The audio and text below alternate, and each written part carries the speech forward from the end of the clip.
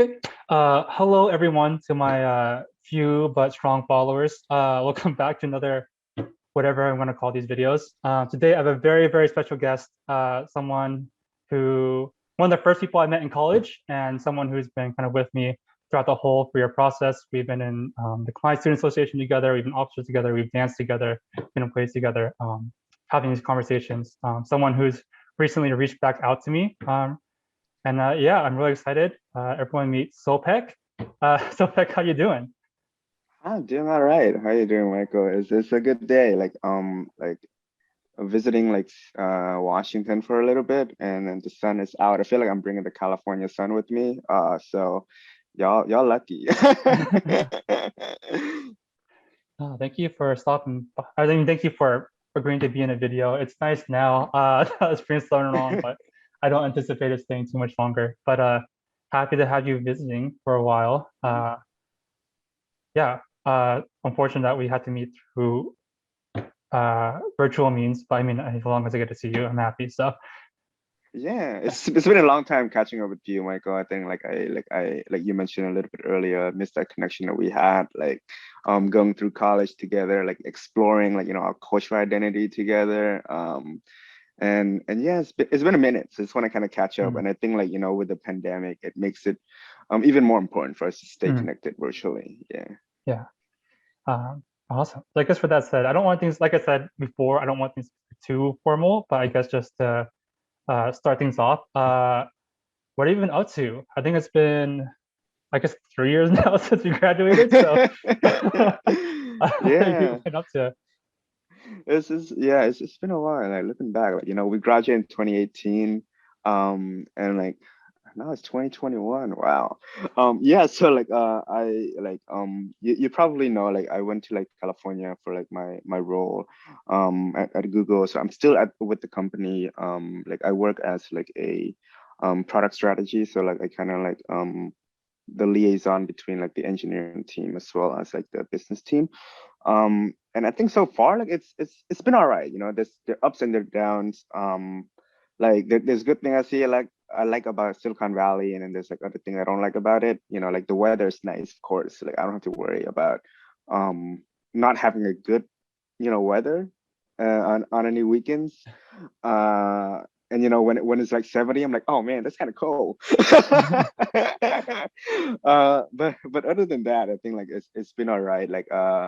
I'm in the process of like kind of reframing a lot of things, or a couple of things in my life in general, from like professional standpoint, from a personal standpoint, to kind of see like how to add a little bit of meanings into like what I do.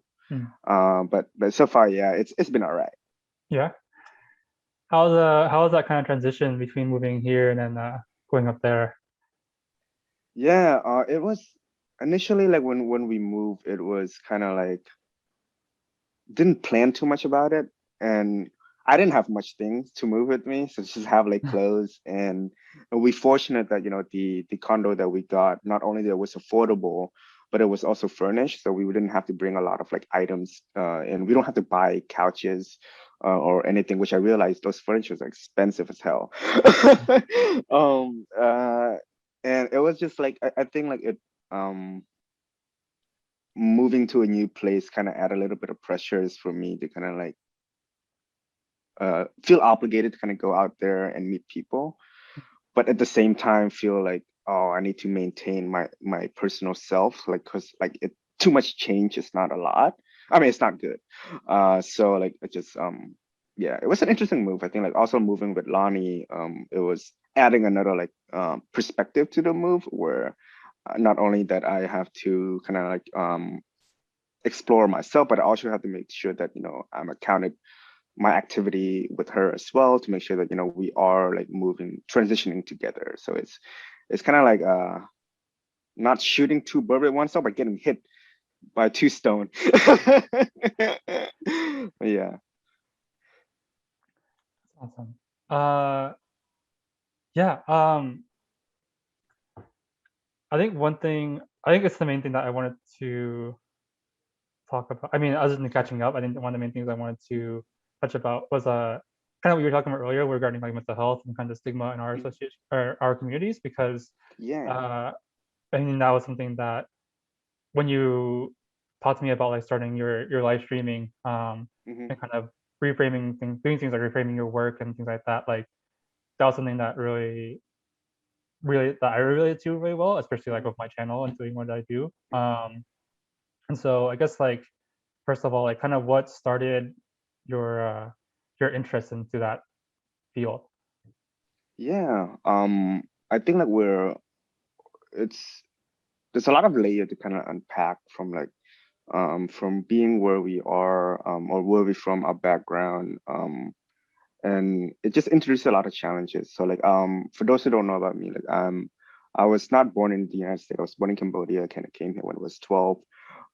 So like I bring like aspects of like Cambodian traditions and culture with me, like the upbringing that we have, the mentality, the like mindset that like a Cambodian kid would have. Like I kind of brought that over to here, and some of those like beliefs and mentality really relating to um just this, like it's fostering like a negative like stigma around mental health, where it where it's something very minimal, like for example, like when I get hurt, like I shouldn't cry. Like it's not good to cry. Like so that itself is kind of like suppressing the ability to kind of uh suppressing the ability to kind of express our emotion. And then like the idea of like like there's always like work hard, play hard, right? Like like the harder you work, the better you get at what you do. And that is kind of like introducing like like burnout of like where you don't understand like how to cope with things, and the only way that I cope was basically working, kind of seeing that as majority of my role. um and I didn't used to believe in like the mental health in general. Like I feel like it's like my parents always say like, you either like you're either crazy or you're not crazy. And that's kind of like the black and white thinking that they had. Um so it's what the challenges I have is really like then what is the middle ground? Like I don't really know what it is, because like I feel like I'm not crazy, and um or like I have to kind of I feel like I'm not crazy to an extent that I need to check in to a mental as an institution. And at the same time, I feel like I'm not normal in the extent that I could achieve my potentials, Mm. whatever that regards is.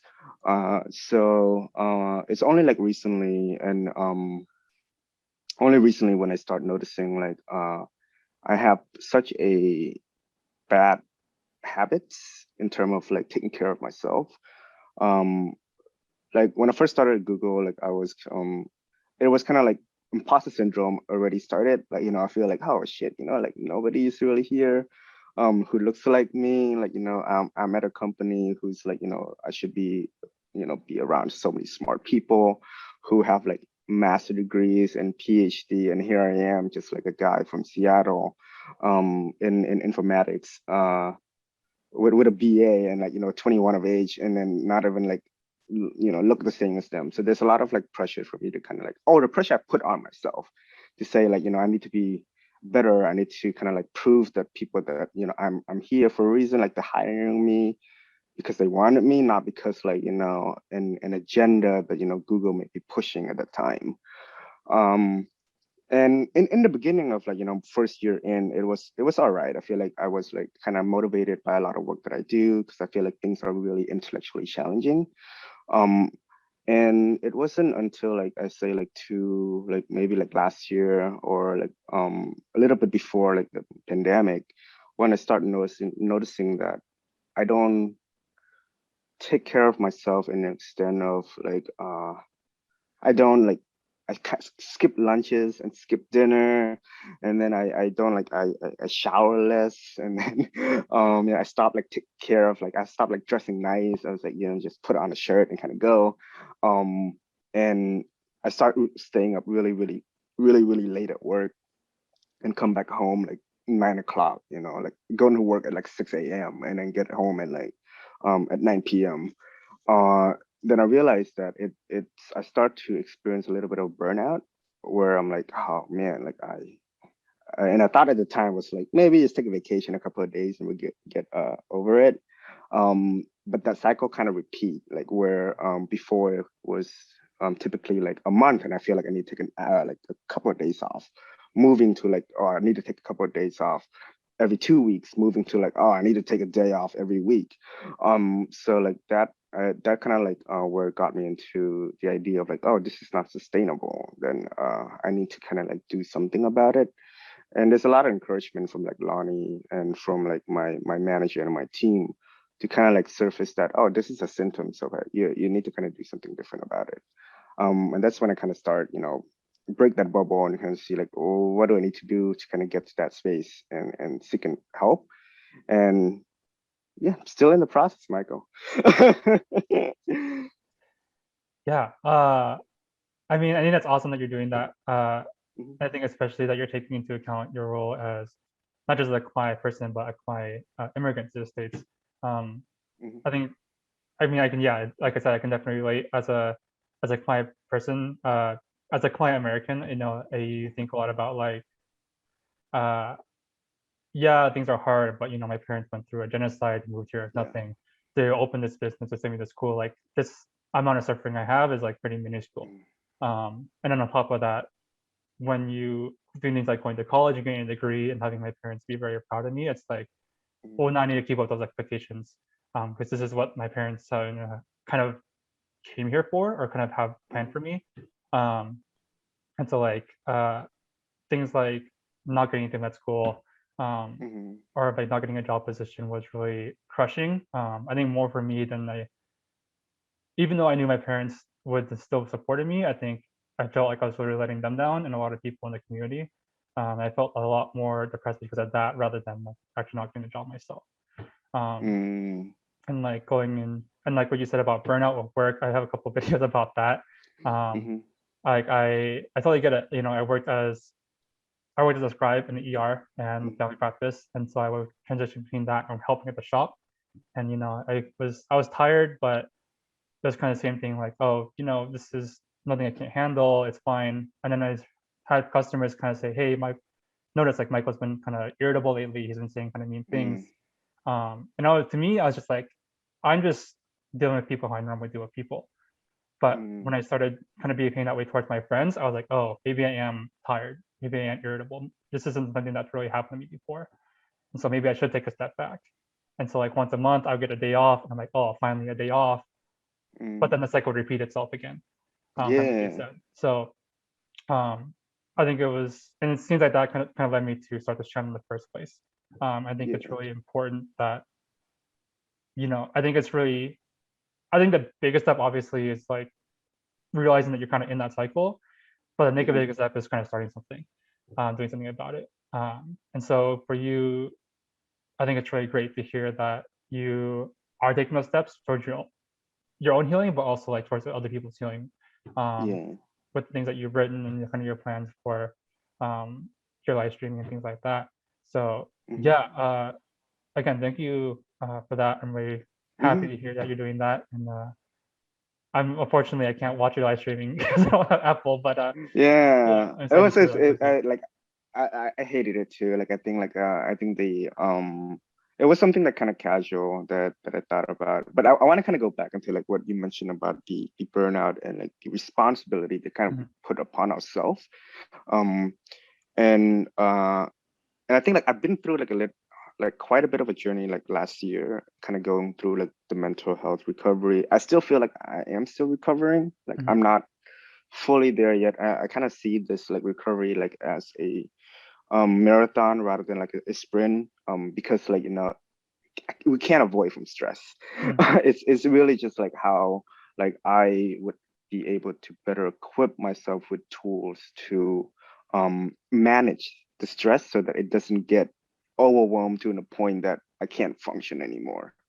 But to be fully like transparent with you, like I took some time off work, like a couple of months off work to kind of like say, hey, I need to some sort of like strong intervention of like my mental recovery. So like I start like seeing individual therapists, I start seeing like group therapists, I start like going to the doctor and say, hey, like why am I not feeling motivated? Why do I feel like I'm ready to take on the day before and then wake up the next morning and feel like I'm not ready, or like, why do things that, like I used to enjoy doing, like I no longer find that enjoyable. And aspect of that is really just like the work that I do, but the other things that are that the doctor mentioned is like this is also like symptom of essentially like a kind of level or severity of like depressions. And that kind of got me thinking a lot, oh shit, I never really like see myself as depressed. Like I see like, I'm stressed, but like I don't kind of put myself in the like the depression sort of like spectrum.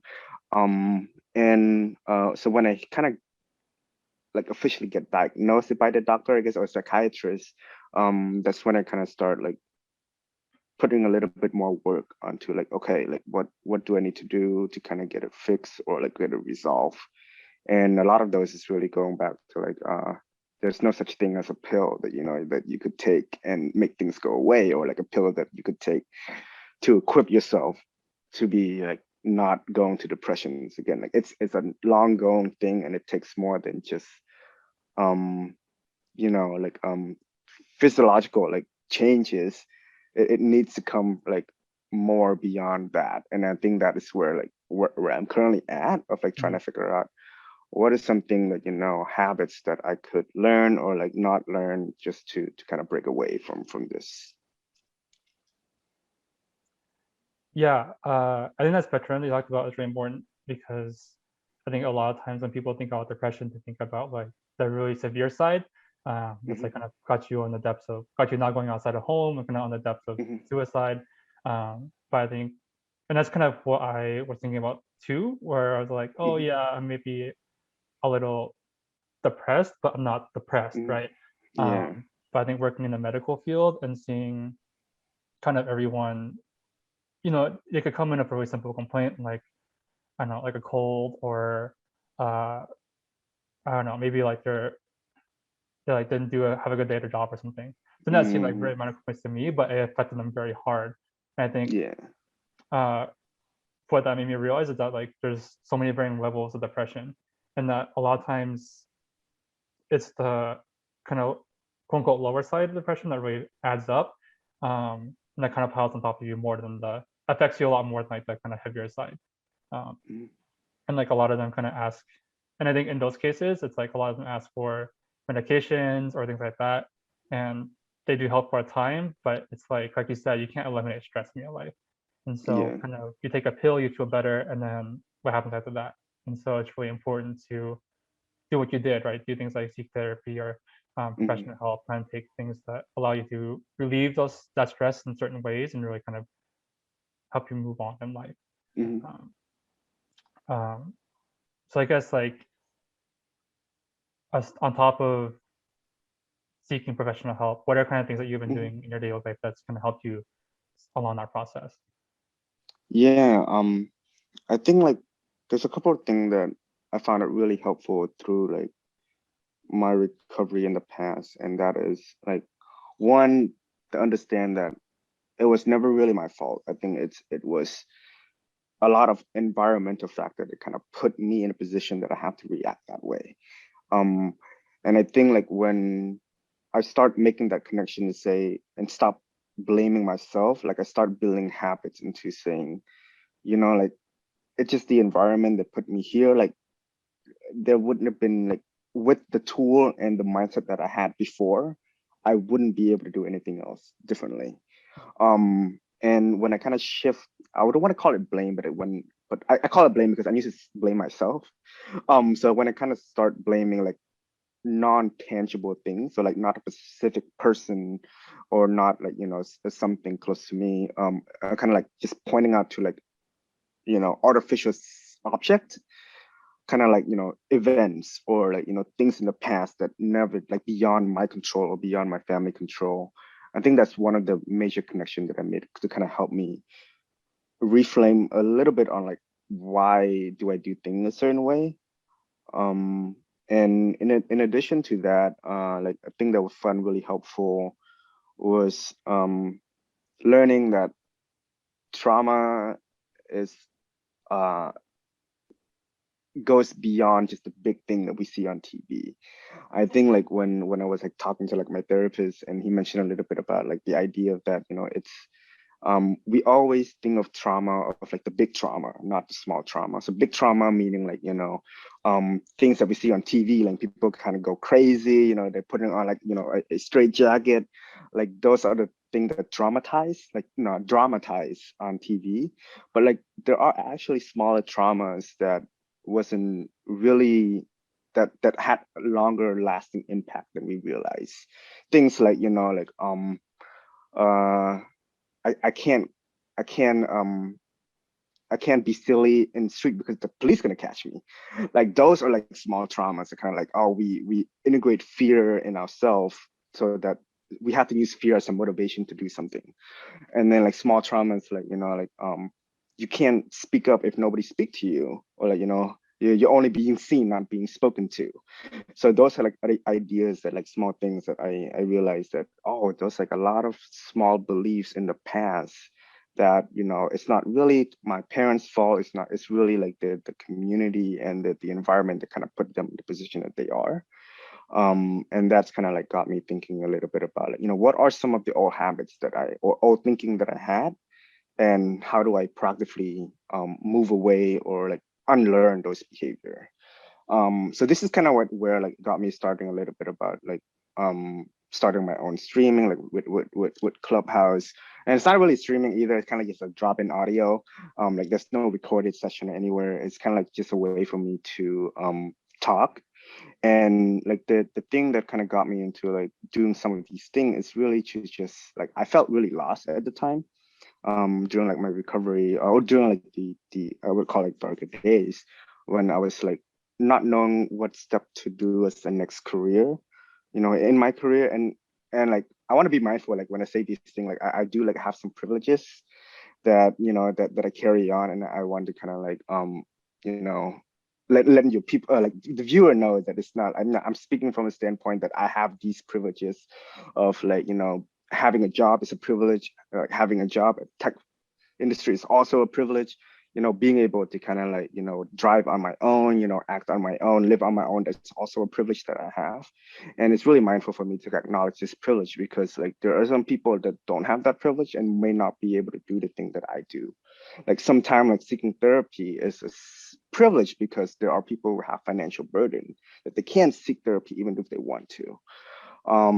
But yeah, like I kind of go in circle, but like I was like wanted to um start like these like creating this content. It's really for to being selfish for myself. Like I was like, I need to have a positive outlet, right? And I need to stop thinking as like drinking is an outlet, or start thinking like maybe like taking some edible is an outlet, and stop like and trying to shift into a more healthier outlet, which is kind of like conversing with people. And maybe like the act of conversing will actually prevent me from like needing an outlet in the first place, because then like I don't have to kind of go through things on my own.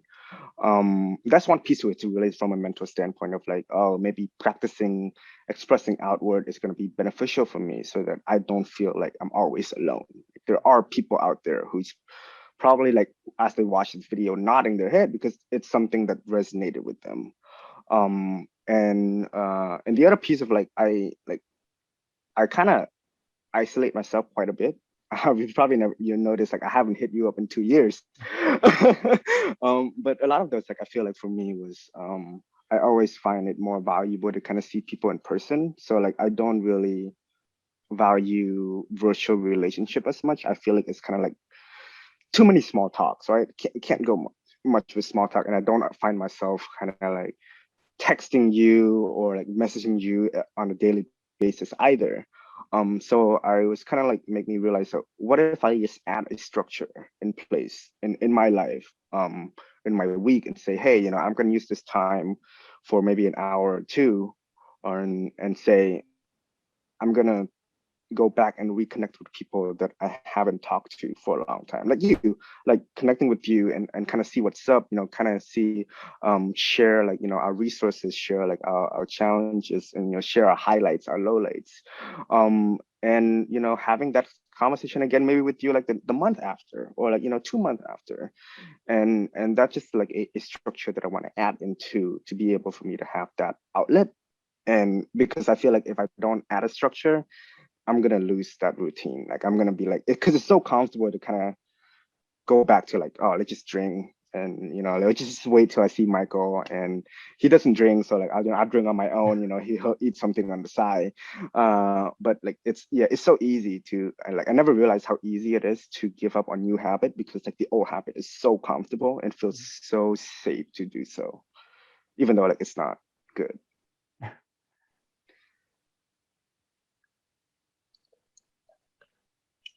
Yeah, I think that's a good point.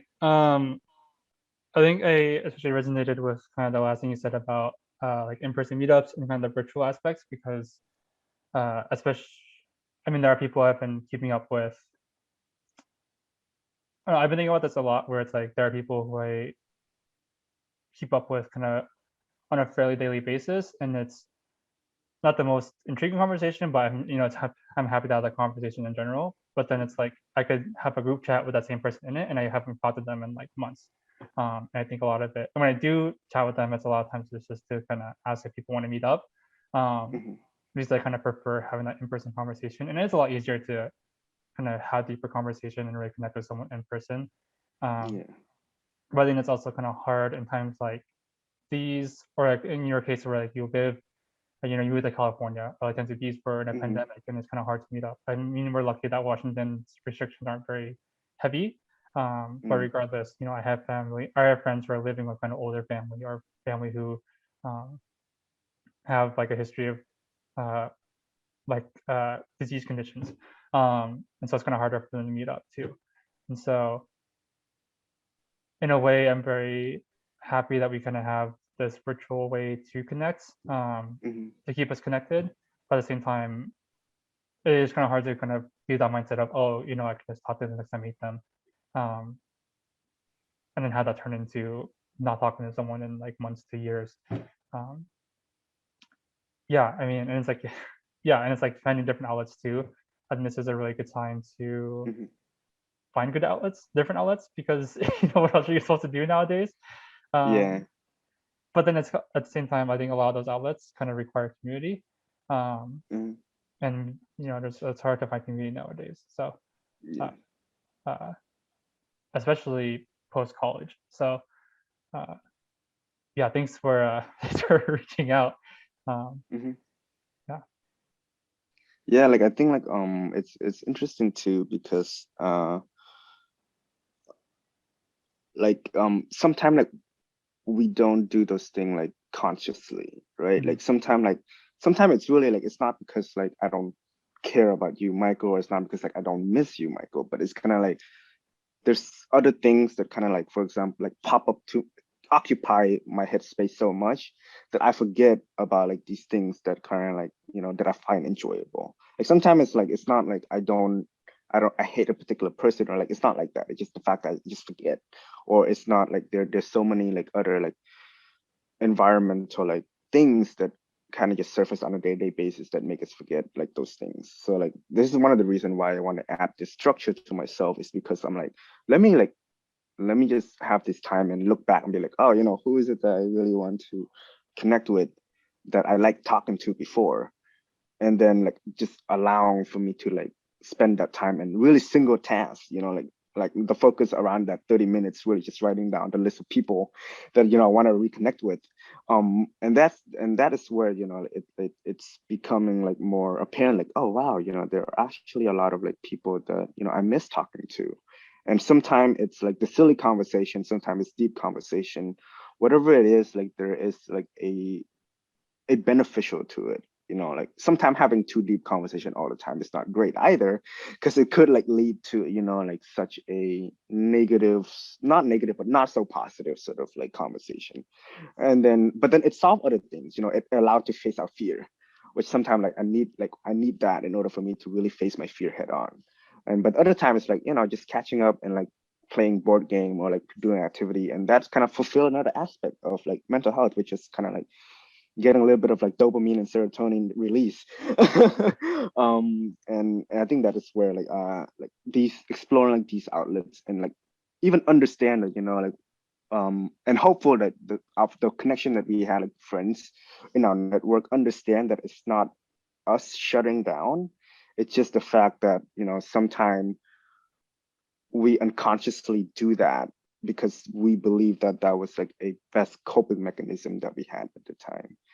And it's not easy to kind of build a connection or relationship that fosters psychological safety, because like those things, you can't just switch on and off. It's like I can't just meet a new person, decide that, you know what, I'm going to share something, really sensitive with that person, because that person might not be ready to kind of take on those information. So like finding that like having that space and having that context is really important to set the tone. I think like there's a reason why like I share this thing with you, Michael, because I feel safe, right? I feel like, Michael's not gonna judge me. Like Michael really care about me. Like Michael like want to know all the things about me. So like he's not gonna like saying, Sopheak, you just toughen up, So like I think like that's the key aspect of like, fostering that safetyness, whether it's physical, whether like it's emotional or mental. It's really important to identify or, seeking for support network within our group of friends. Yeah, I think one of the things I talk about with my friends here a lot is does that the kind of differences between finding community now versus finding community like when we were in college. Mhm. I think even the fact that like most of the people I talk to now, almost all the people I talk to now are friends that I met or friends that I Mhm. know from elementary school and high school rather than ones from college. I think says a lot. Not necessarily that I'm like any less close to the people I met in college or that I don't care about them. It's just that um, when you're, it's just really different, right? Because when you're in college, you're Yeah. kind of, we had KHSA, I had like Mhm. AIB, I had the dorms, kind of around people all the time.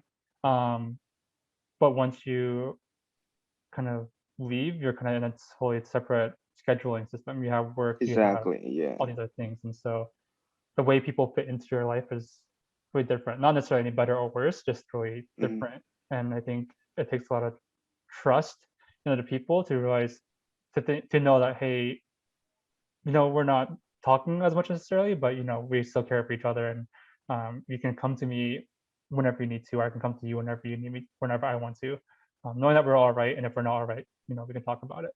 Um, Yeah, I think yeah, uh it's really important to for us to kind of like say that it's not our fault and it's also not their fault. It's right. because like, when it's the environment that kind of put us in that position, because when we're in college the environment is learning and the environment is like exploring.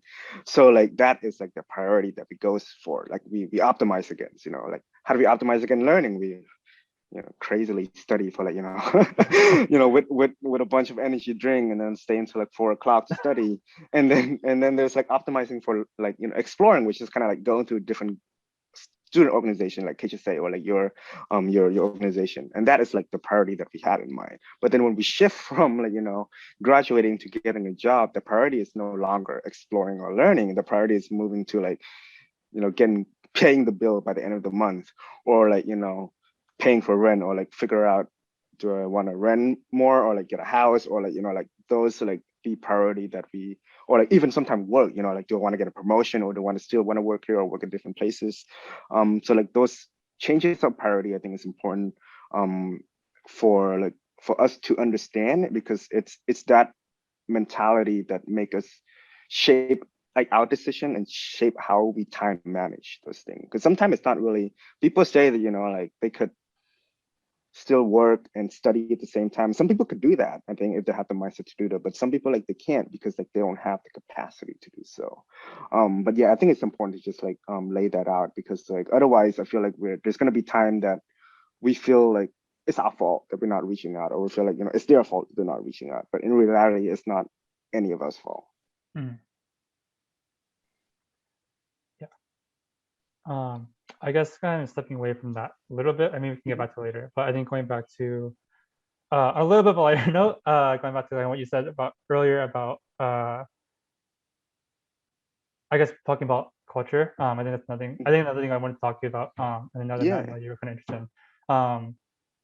Happy New Year, by the way. Well, Yeah, Happy New Year. yeah, This is as Year of the Ox, you know. yeah, um, uh, yeah, I almost forgot it was. I almost forgot that coming New Year's was coming because all the temples are closed and stuff. But um, yeah, I guess coming here as a when you were 12, I guess what are the kind of differences that you saw that you kind of experienced? How did you view culture like client American different than I can't talk. How Oh did you yeah, view yeah, culture no, differently than like yeah, other people, like client people born in America, essentially? yeah, yeah. I never really like when I was in high school, like I didn't really think too much about it. I was kind of like, you know, like the whatever tradition that my family do, I would do that.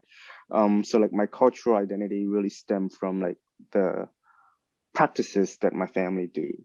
Um, like like I don't know too much about going to temple. I kind of just go because like they do that. But I do believe some of those like because I when I see religion now, like I don't see it as like, you know, it's beyond just devotion to a figure or a belief. It's really just like creating hope when there isn't any. And you know, some of the practice from Cambodian like tradition or like, you know, the Cambodian Buddhism is like, you know, hoping, you know, that's why we pray because like we're hoping that something good will happen, or be hoping that, you know, all the negativity will be flushed out this year, so that new year is going to be like, you know, good. And you know, reason why water is so important in Cambodian culture is because water represents like you know, washing the bad stuff and filling it with like newer and more positive things. But yeah, like it was only until college that I kind of start like um learning, not learning, but kind of like start like keying my own way of thinking about cultural identity, into thinking there is actually like cultural identity that I have, or within like, you know, Cambodian American, is that, you know, there are like people who like me who's like immigrating from Cambodia, so that for us, it's kind of like our identity associated with things that we are experiencing in the past as in Cambodia, and there are a need. Sometimes there's a need for us to kind of replicate those things. So it's kind of like and most of the time, to be honest with you, it's really leaning toward like there are folks who are leaning on one end or the other, essentially, as an immigrant. And then there are, I think, like the aspect of like international student who came from Cambodia for like a temporary stay in the US or whatever country that they're going to college to. I think the identity really stemming from like, you know, just understanding the culture that are presenting to them in a way that is kind of like enjoyable, almost like there's not too much that I feel kind of, and this is me like making assumption, of course, like generalizing, like, you know, the group of identity that I see. So like for them, I kind of see them just like, oh, you know, like, oh, whatever like throw my way, I'll do it, you know, just so that I want to be American. I want to know what it's like to like experience American while I'm here, because like in 4 years I might not be here anymore. And then like from like a Cambodian American standpoint, like as somebody who was born like for you, for example, like Lonnie, who were born in the US, but grow up with family culture. And that's so the cultural identity really stem from like how family practices and how they kind of assimilate themselves. So there are family who's really assimilating, which is like not good or bad, but it's just like the fact that they do so is allowing like make it a little bit challenging for us to explore like our background. But then there's other people who's maybe like, you know, pushing away the Western culture entirely, and that could also make it difficult for them to practice like individualism in the US, because we are in a country that supposedly, you know, promote like the freedom of speech and freedom of rights, and freedom to kind of do what we want to do, as long as, you know, we're not like hurting anybody else. um so yeah, like I kind of like it's now like I don't really know how to think about my own cultural identity. I think the now I'm kind of see like, you know, what is it that I want to kind of do in the future, or like things that I want to impact, and build my identity from there. I think like if it means like a lot of like needs to learn about my culture, then I'll do that. If it means like that needs to learn more about other culture, then I would do that. Yeah. So I kind of see like my culture identity is more. I want it to be more as flexible and as diverse as it could be. Do you think that now living with Lonnie has kind of affected your uh, your cultural finding process at all? Yeah, of course. Like I think I said, I think like I think this is what I like about like our relationship too, is because um it's almost like we're both on one end of the spectrum, right? You know, she was born in the US and she's, you know, Cambodian American. I was not born here. So sometimes I kind of call myself, you know, American Cambodian. Um, but like there are like aspect of things that kind of like the idea of like, you know, from my standpoint, like, you know, women should cook, women should kind of do that, men should just kind of get the dough and come back home and chill and wait till the dinner's ready. Like women don't like women do all the cleaning, so like the men just kind of like focusing on making money and come back home and do so. There's actually some belief that, you know, there are some like practicing that men shouldn't even fold their own laundry, that women should fold laundry on their behalf. um and like I don't like and that is really important because like when I in a relationship with Lonnie where she's practicing a little bit on the other side of the spectrum where, you know, like it's important to be liberal, it's important to be progressive, it's important to like move away from this, you know, unhealthy behavior or unhealthy belief that, you know, favor one side or the other. So like a lot of it is really like, you know, like she's in one end, I'm on one end, you know, how do we mutually move down that spectrum and kind of define where we are on there. So there's definitely like, and there's a lot of things that like she influenced in terms of like my decision making and also like um my reframing. And there's also things that I feel like maybe I also like impact in the way that she sees things from her perspective as well. Hmm.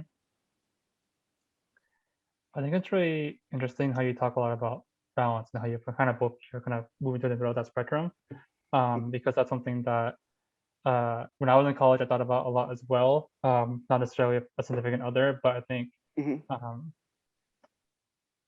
I think in college we talked a lot being being an AES major. I think I kind Mm-hmm. of realized how kind of complex culture is and ethnic Mm-hmm. identity is. I'm kind of like you, where I didn't really think about it too much, being in elementary school, high school, but then going to college, I kind of realized like there were these different things like how my parents speak at home or like working in a donut shop that I kind of thought were just kind of normal things. Where I'm like, oh, that's a Khmer thing, that's not necessarily, or like different things that I thought were a Khmer thing or now kind of an American thing.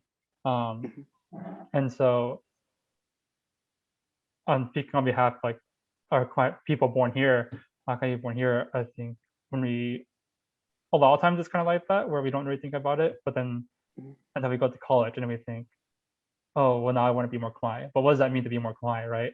Does it mean Mm-hmm. dancing? Does it mean learning the language? Does it mean eating the foods? I think those things can help you be more. I think those things can help you relate a little bit more, but does that necessarily make you more Khmer, right? But at the same time, you're an American.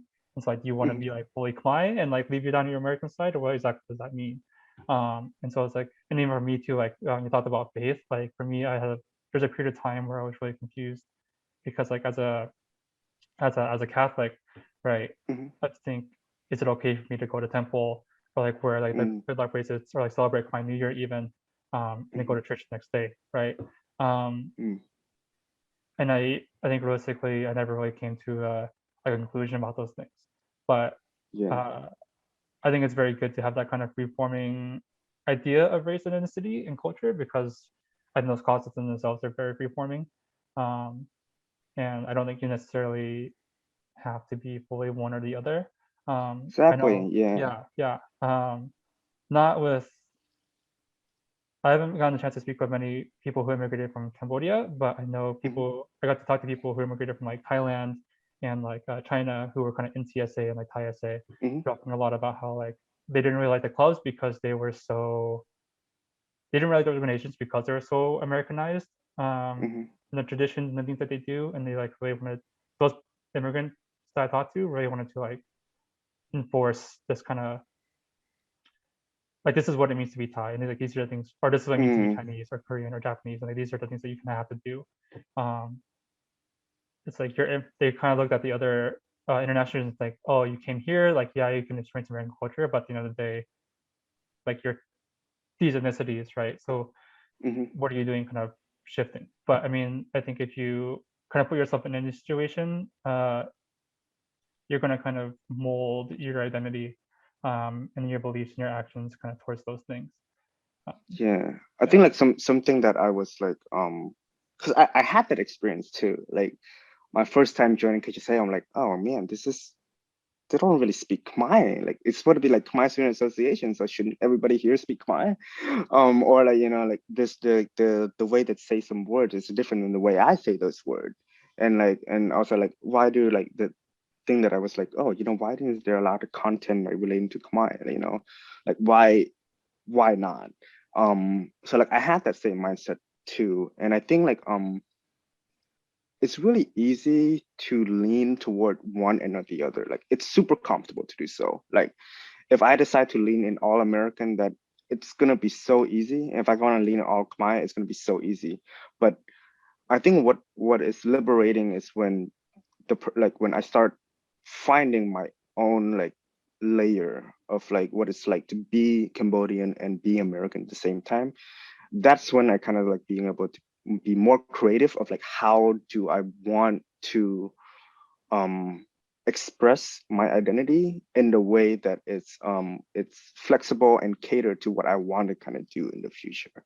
Like when it wasn't until like sophomore year or like junior year ish when I kind of start feeling a little bit more liberated in terms of my cultural identity. I start seeing like, oh, there is a reason why, there is a reason why Cambodian American don't speak Khmer often. It's not because like they don't want to learn it, because there's like sometimes the environment pushing particular family to assimilate more than the other.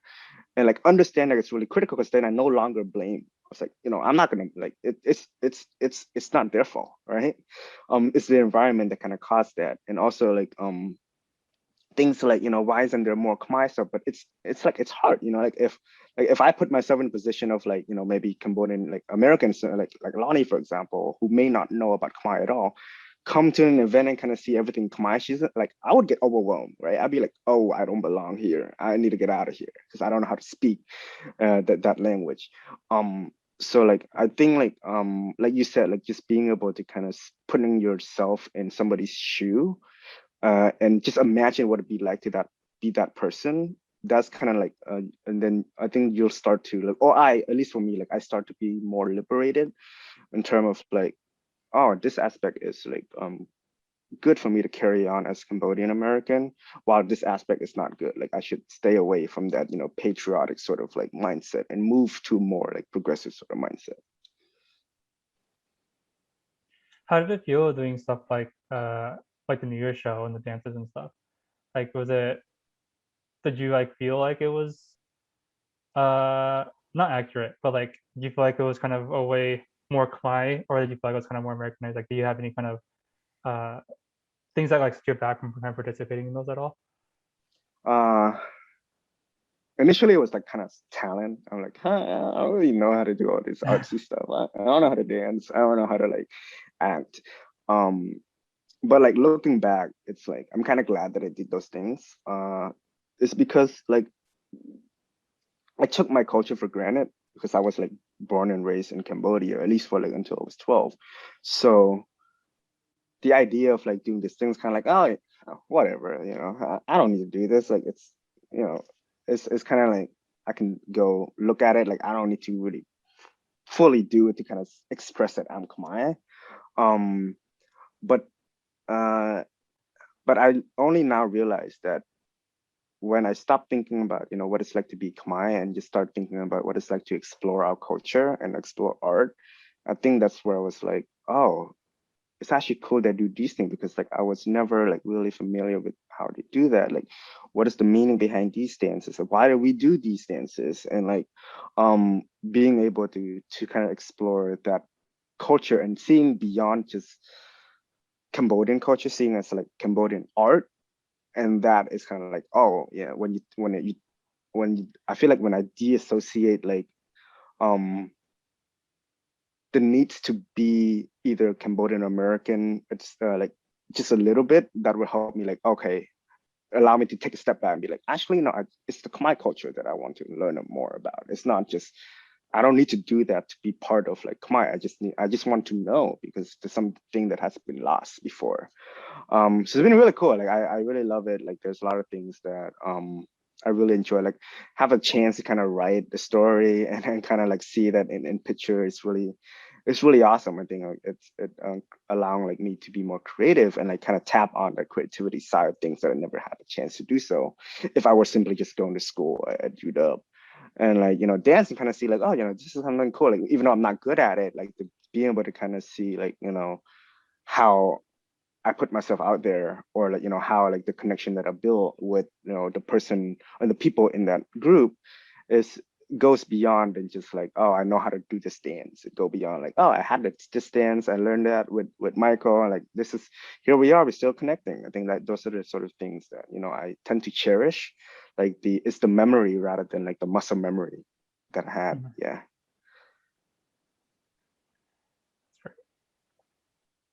I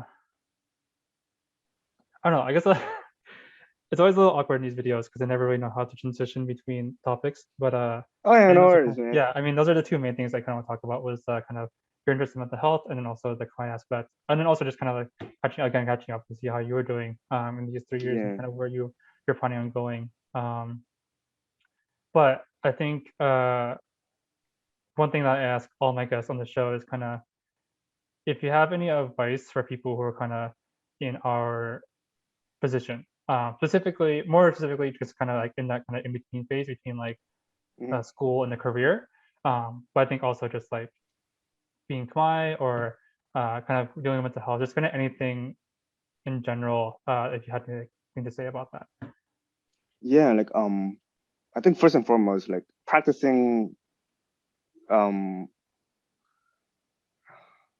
I don't want to say just stop blaming ourselves because it's really hard when you put like, you know, but practicing like, you know, shifting the blame from ourselves to something else.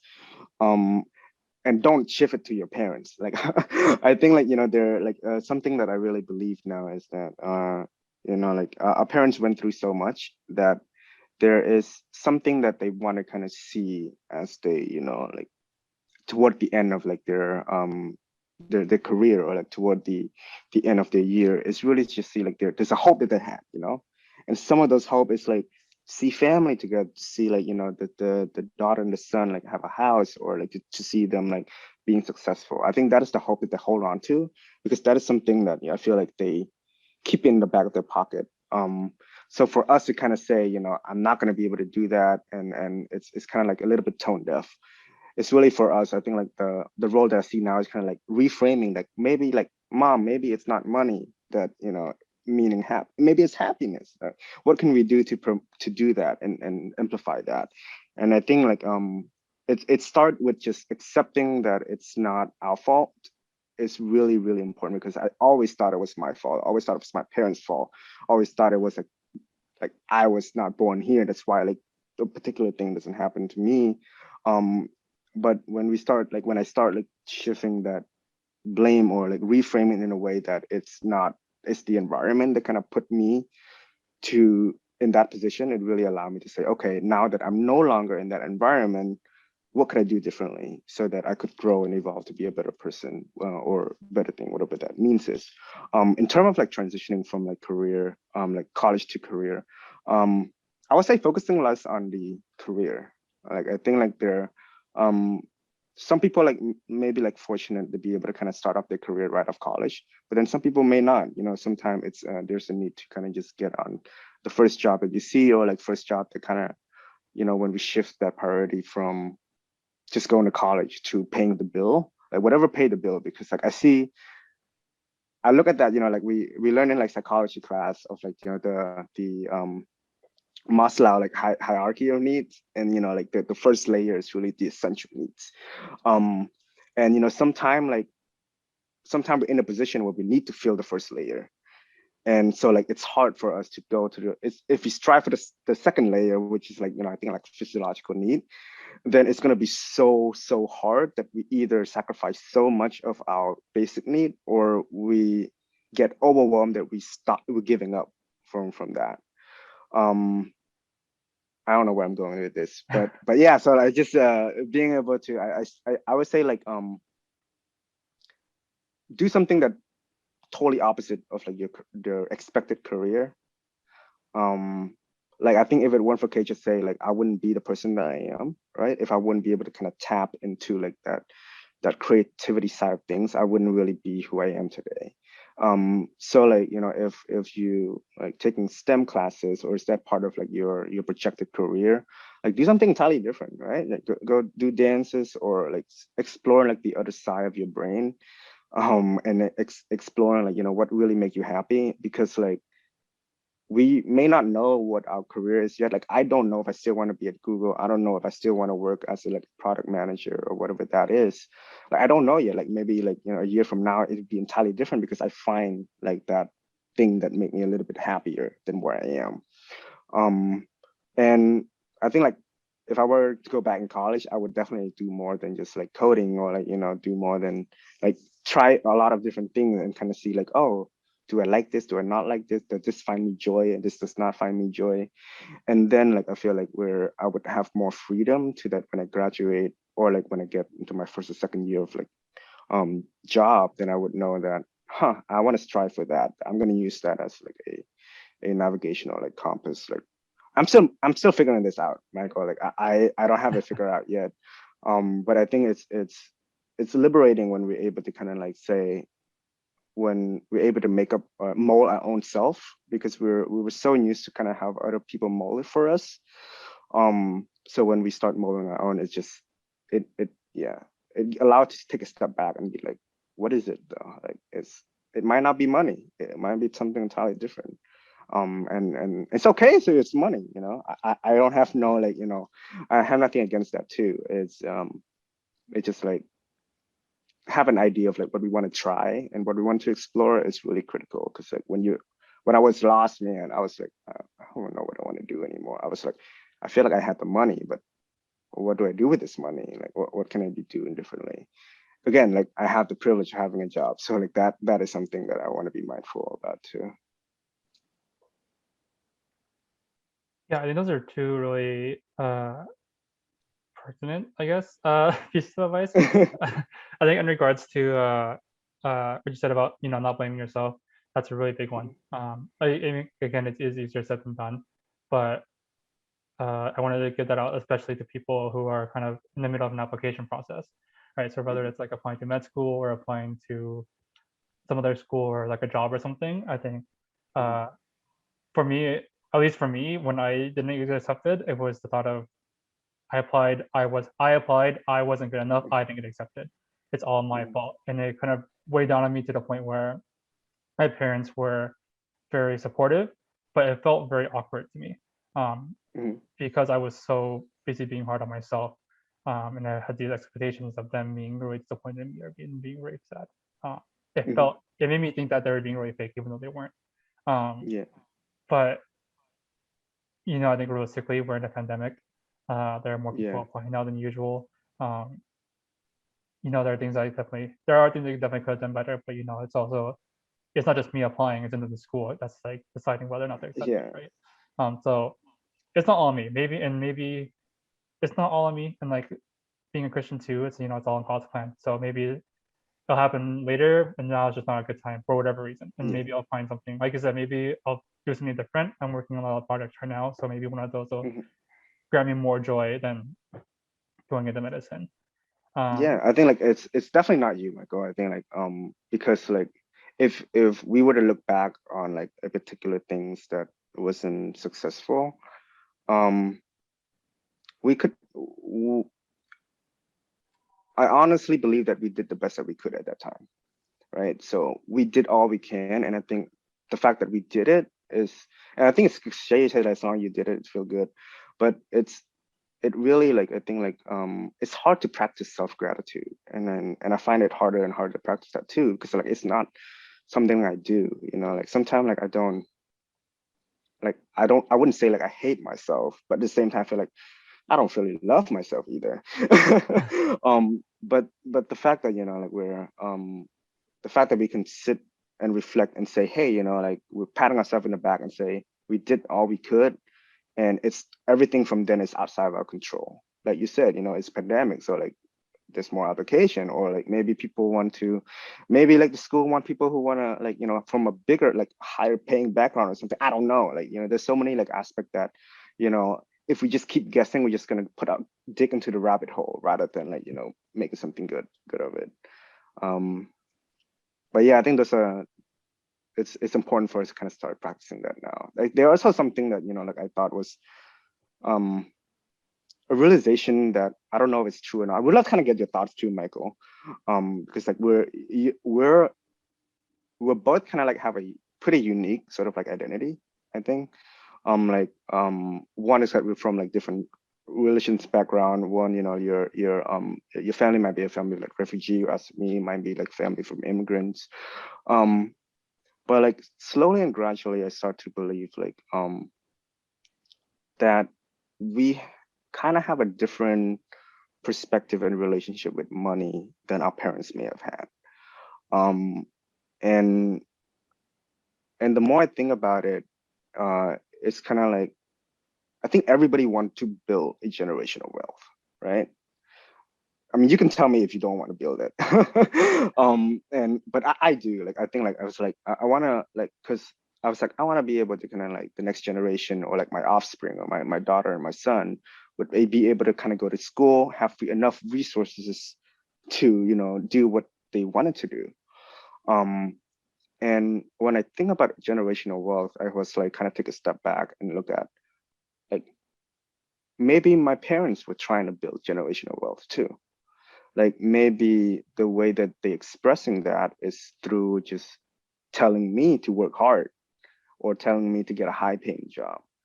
And maybe the way they see that is like kind of like whatever money that Sopheak needs to do what if he want, I will provide. And maybe that's the thinking of generational wealth. And I think like even take a step farther back, and I was like, why do they think that way? And I started realizing that like the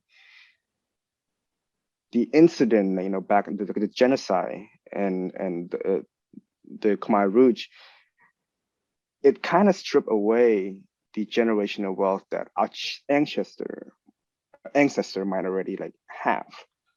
So like we never knew, like I never really asked my parents of like, who's my grandparents or who the great-grandparents, and what did they do? Like how much are they successful, are they not successful? I feel like sometimes those are being stripped away so that it's becoming like our parents' obligation to build generational wealth. But then because my parents came from like immigrating from Cambodia to the US, then they have to restart that cycle. And then now that, and because they can't successfully restart that, they kind of have to push the responsibility to their offspring. And then so here I am, it's like, okay, the reason why like I feel like I have to be successful, like, or I have to, make my parents proud, I have to all of this have, it's really beyond just what I want. It's really, it's just like the kind of like, I call it the intergenerational trauma that being passed to us and how we think of healing upon that. Yeah, that's just one aspect of things that was like kind of got me thinking a little bit about why do I have this relationship with money that I never realized I do. Um, yeah, I think money's always, when it comes to work at least, money's always going to be an aspect because, it's not like I necessarily want to be a doctor for the money, but at the same Yeah, time, I don't know if I would be a doctor if it didn't pay the bills, right? yeah. And so I think with my parents, I think there's definitely been a shift regarding their uh, how they view money and how they view kind of my career. Because when I was Mm, younger, it was very much you need to be a doctor, you need to make money, you need to take care of us. mm, Um, but then I think it's because back then, right, they were just fresh from a genocide, right? mm, They came fresh from refugee camps, and like with my grandparents, they didn't view money as that as so much of a, I mean, they didn't view money as so much of a privilege just because compared to when they mm, were in the genocide and refugee camps, you know, just being in America and having a house there was already so much more than they can ask for. But for my parents, it was like, no, now we have a new generation of mm, kids. We need to make sure that, they're gonna provide for us and provide for their future generations. But then, you know, all of a sudden, oh, I'm in a private school, right? I think it's because, right, they went from, that's because my parents went from kind of just barely paying the bills to now having a little bit of money, being able to afford to send me to private school, right? I'm sending my brothers to private school. And then all of a sudden I'm in college and they're saying, oh, don't take out any loans, we'll pay for all of it. Don't try and do anything, like, don't worry about like what college you go to, we'll pay for it. Don't worry about med school, you know, everything's under control. And I think it's because as they've kind of raised 3 kids and I've kind of spent more time in America than they have in Cambodia at this point. They're kind of and have more money now. Their viewpoints of money has kind of changed. I think for me, it's never really been about. I never really have actively thought about generational wealth as in terms of like giving to my kids. Obviously, I want my kids to be happy, but I also want my kids to work hard. And so I don't necessarily see myself. I never necessarily saw myself as like setting up a bunch of money to give to my kids, which is so I never really thought about wealth in that aspect. But I have always thought about, you know, my brothers and my parents, and how much I want to give back to them. But then it kind of brings, I think now that you mentioned kids though, I obviously, yeah, like I would like to provide for my kids the same way my parents provided for me. Even more so because I think that's what my parents would want. And like obviously, I know people want their kids to be happy, and kind of set things up on the line. But I think that also puts a lot of pressure. I think that's also a lot of pressure I put on myself. Because it's like kind of what I talked about earlier. Like, you know, now I'm carrying my parents' dreams on my shoulders, and carrying that for generations upon generations to follow.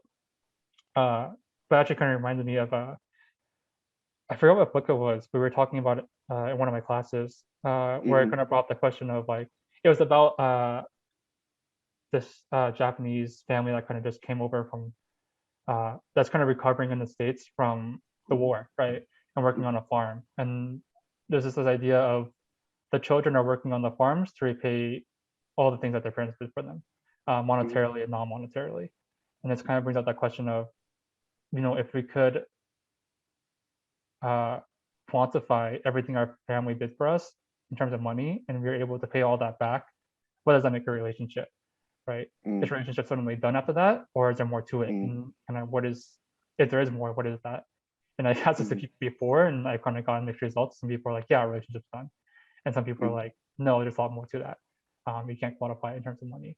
Or like there's just something about family you need to continue.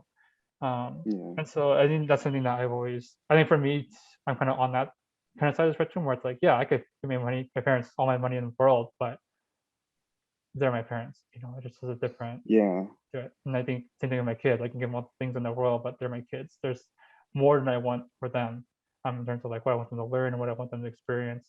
Money's not going to solve all that. So yeah. I think you brought a really good point.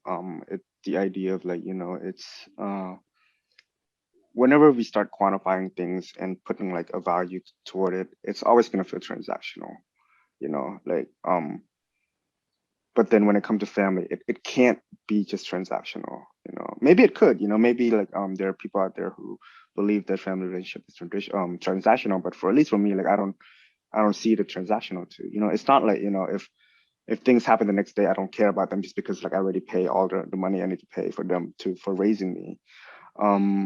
So I think like bringing that is it's really good revelation for me, revelation for me to kind of like see that it's that there's no need to really quantify anything, and for us to kind of just be present with ourselves. But also the other thing that kind of brought a good point that you mentioned is it's the idea like now like listening to you explaining that got me thinking that, you know, it's some of it is really rooted to the gap of communication that we haven't been practicing with our family, within our family. Like we never really, like at least for me, like my parents really never like sit down and say, this is why like we do this thing for you, or this is why, or like, you know, you don't need to pay us back, or like, and give us the reason. It's kind of like they just tell us the solution, right? And then either we do that solution or we don't. If we don't, then we're not agreeing to their agreement or condition. So it's very, very black and white. And I think like, and I guess like the purpose of me mentioning that is just, I think like we're moving toward a direction that we are expressing ourselves more proactive than before. I think like the fact that we talk about these things is like, stepping stone toward maybe talking about those conversations with your brothers, or with my families, with my like a relative, or like the younger generation of like like my niece and nephew, and just practicing what would it be like if we are a little bit more transparent and a little bit more open than the other. What would it be like if we speak not from judgment and we speak from just caring, and that. And I think I think we should all like pat ourselves in the back for like break that bubble, and really striving for a more transparent like relationship that we want to foster in this generation with older generation, or with the future generation, or even with ourselves, not suppressing it, not suppressing everything, and really just like tapping on those things when we have the capacity to do so. Yeah, I think it's kind of a hard, that's another thing that's like kind of easier said than done. At Yeah. least with my parents, it's like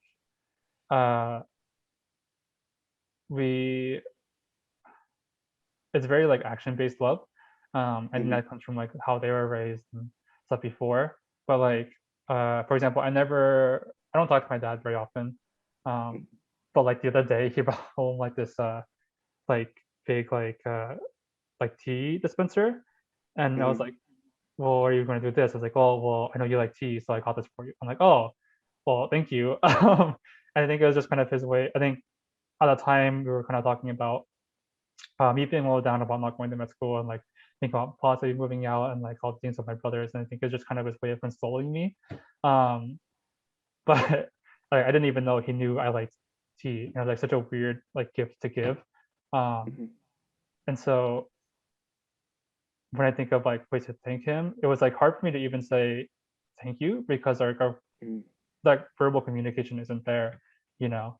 And like going off to college, it was like really weird. I like gave him a hug before going to college, and I was like probably the first time I gave him a hug in like 10 to 15 years. And so it's hard for me. I think it's hard, one, for that generation to really uh, verbalize their feelings. But I think also for us, it's kind of hard to make that sudden switch.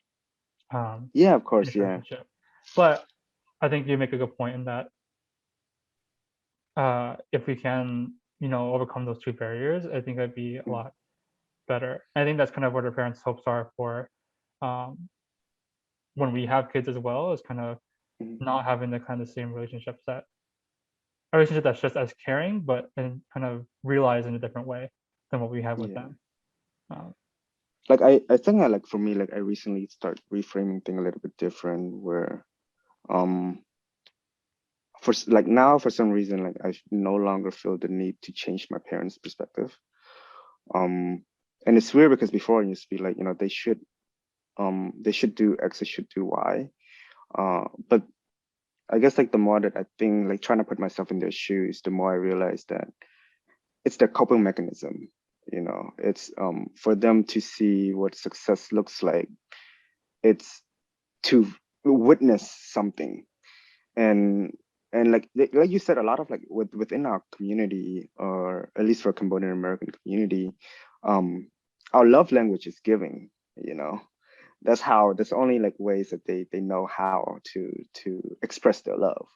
And sometimes like they also want that to be the reciprocated like behavior, like for us to express our love. Like sometimes when we express it without not giving, they don't understand. It's like, why are you doing this? Like, why don't you just give me money and I can go buy the other things? So like and so like when I noticing that there's such a clash of like changes, because it, like you said, change can be done overnight. So it's not like I'm going to tell my parents something and the next day they're going to completely 180 and be able to understand exactly where I'm coming from. So changes takes time, like long time. It might be like 5, 10, 20 years. I don't know. Like, I don't even know how the changes I made take for me to kind of like reframe all the things that I've learned before. But when I made that connection and say that, you know, like it's probably going to take my parents like 30 years to reframe, then I kind of like, why do I need to reframe that? You know, why do I need to make them change their perspective? Like, why don't I just show how I would want to be treated with somebody else? Like, I don't know if you have like niece and nephew, but I think like the most heartwarming thing that I see now is like when I try to like show love without a monetary value to like my niece and nephew, and I look back and I, you know, I see like my parents smiling or I see like their dad smiling. That's like the happiest thing in the world for me, because it's kind of like that is them kind of like slowly and gradually say, you know what, maybe it's not just money, maybe it's spending time with that person. And you know, like I want to just let them kind of see it, and they interpreted what they want to do with that information. Like if they just want to kind of like capture that and move on, or they want to do something different, that is totally up to the control. Like I feel like for me, like at least for me, like the more that I'm going to try to control, the harder it is for me to take care of myself, and even just like, you know, being able to express my own way. So like now I'm kind of like, you know, like whatever I need to do to be able to practice my own individualism, then I would do that. You know, if it means like having a fight with my family to be able to move out, then I would do that. Like I have a fight coming up too, just so you know. But it's just like I think like this is something that it for us, for me, I kind of see that okay, if that's a battle that I need to win in order for me to achieve that, then I will do that. But then like I'm not gonna, after I win or lose the battle, I'm not gonna go back and blame them. I'm gonna go back and say, let me just try to like like gradually like projecting this the sort of love that they never seen before, and hopefully, you know, like either they take it in as like, oh, something that they can try to do on their own, or you know, their parents take it in as like, oh, you know, maybe I don't need to do that anymore, maybe like, you know, I should play board game with them, because like when Sopheak play, like when Boo Sopheak play with them, they seem to have so much fun. So maybe that's what they're gonna do on their own. And I think like that is something like I like now, like whenever I visit home and then kind of play with like my niece and nephew, and I look back and then see their parents like just kind of like staring at us, and that is kind of like, oh man, they're in some sort of like deep thinking right now. Yeah, that's just like my 2 cents when I start to like come from a place without judgment, not judgment for myself, and also not judgment for like my parents or my family, and trying to see like, you know, how is some way that I could combat that fear or combat that judgment that I kind of put upon myself through something else. And maybe by doing that, I'll practice like I'm gradually practicing like, you know, gratitude, practicing you know, things that, you know, I should be more practicing in order to be like, you know, overall like well-being, you know, physically, mentally, and emotionally.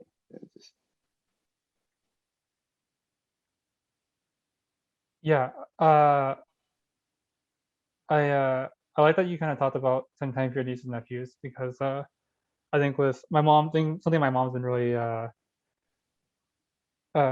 pushing, I guess, lately, is like spending time with my brothers, um because we're brothers, we don't spend a lot of time talking with each other. And I think that a lot of that has to just do with, again, the whole like love language thing, like kind of perpetuating uh my how I my parents and I show love for each other, like projecting that onto them as well. I think the way that my parents have kind of talked to them is really different than how they kind of talk to me as well. I think that, again, that's just kind of like a sign of them changing their ideals, and kind of seeing that there are other ways to show love than, you know, just giving gifts or whatever. And yeah, and that's a Yeah, win, Michael. I yeah, hope you see that. That's like a win that, you know, you should be proud of. Because like that is something that they would have never done if they don't see how you interact with your brothers. Or like that is something that I now like, well, in the light of like practicing gratitude, there's something like, oh yeah, Michael, you did a good job, because like now your parents see think differently. Even this is the smallest thing, and I think it's important, because like those things build up, you know. Like next thing you know, like money is not even a conversation. Like they don't, like they may not even push your brother, or like push their like niece or like their grandparent or granddaughter to kind of like do XYZ. Maybe it's just like, you know, they should have the ability to explore their identity, as Michael has done exploring his identity. Yeah.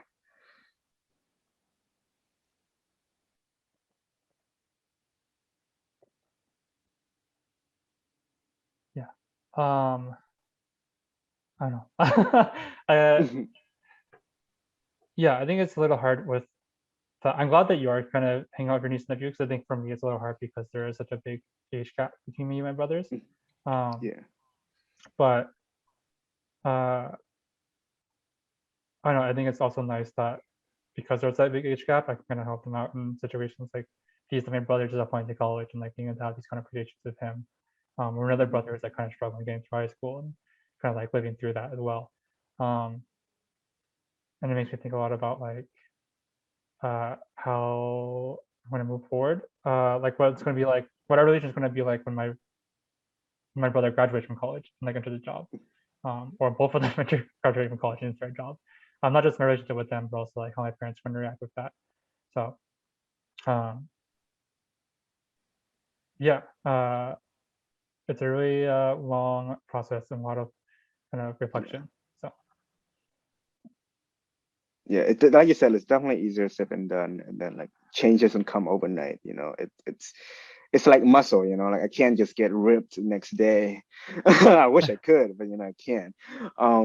But yeah, like those things, and you know like, and yeah, there's gonna be like an opportunity for you, and you're probably noticing out there like when maybe like years from now you may look back and be like, huh, you know, like I'm being like a big brother, like I'm being uh like as long as, you know, like my siblings know that I care about them, like even if they feel like their parent doesn't care about them, at least like they have me.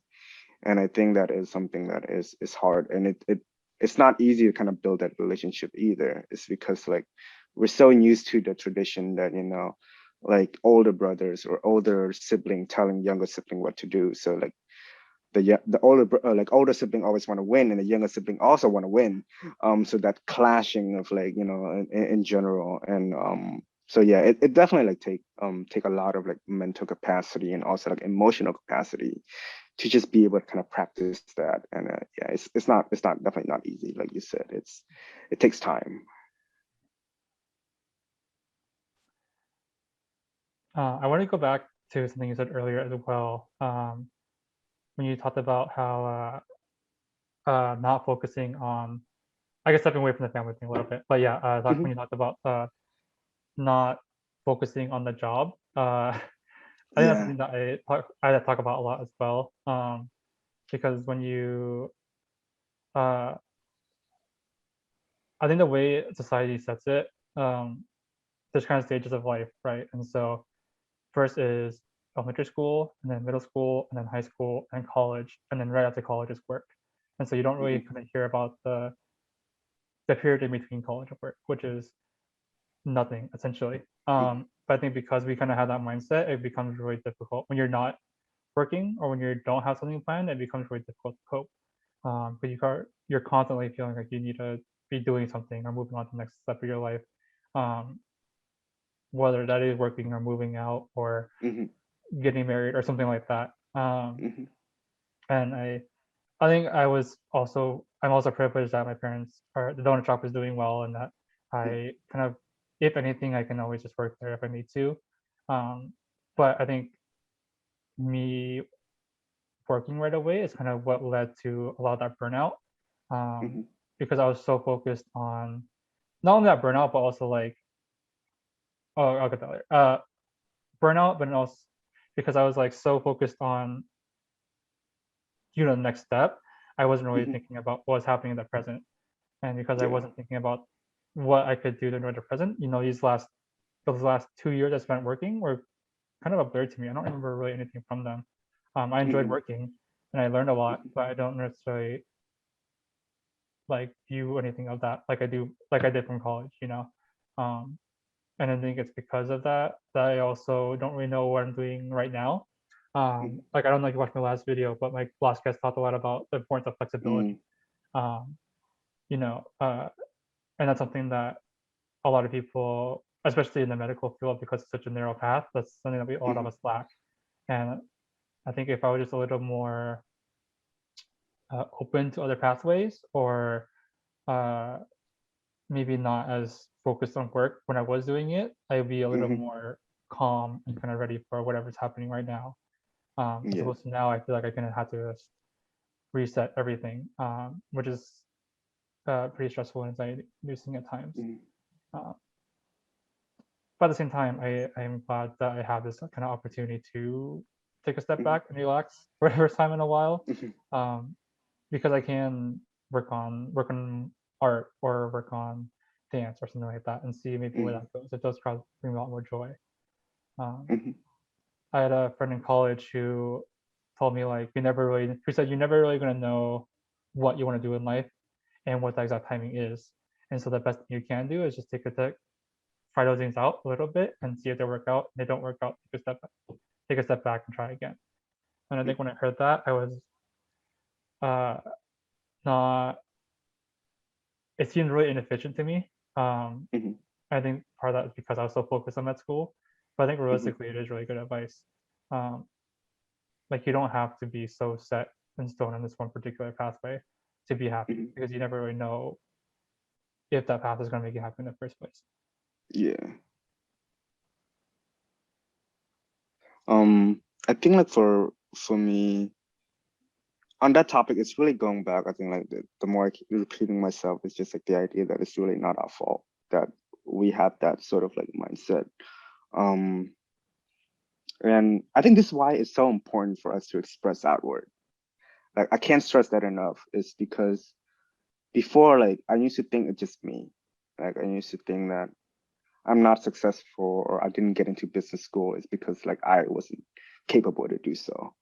Um, and I really just having that internal conversation with myself and like going through like therapy and going through this recovery made me realize that like inner critics is not always positive. Sometimes they're really really negative. I think this is why like if you have a chance to watch like Soul, like the cartoon, animated cartoon by Mm-hmm. Pixar, and then like this is a spoiler for those who haven't seen it yet, but there is a scene at the end where 22 is getting blamed, or like perceive a picture that people are blaming her, but it's not reality. That's not it. Like nobody is blaming 22 at all. She just like making this, artificial like people, even like Joe, like pointing and say, you can't, decide my life or whatever. When in reality, Joe never did that. I think it's because like I think like there's so many stories that our inner critic used to create in order for us to cope, in order to motivate us, and sometimes the story is so negative, and then like and sometimes we're accepting it because that's the only way we know that we could move forward. Like sometimes like I'm like I blame myself because if I don't blame myself, I'm not going to be better. Or like the perception of like the thing that we hear in the past that like sometimes like when my parents like, oh, I have to teach you the bad in order for you to know what good is. um and that's kind of like toxic in the first place, right? Like I feel like like it's so easy to come across bad things.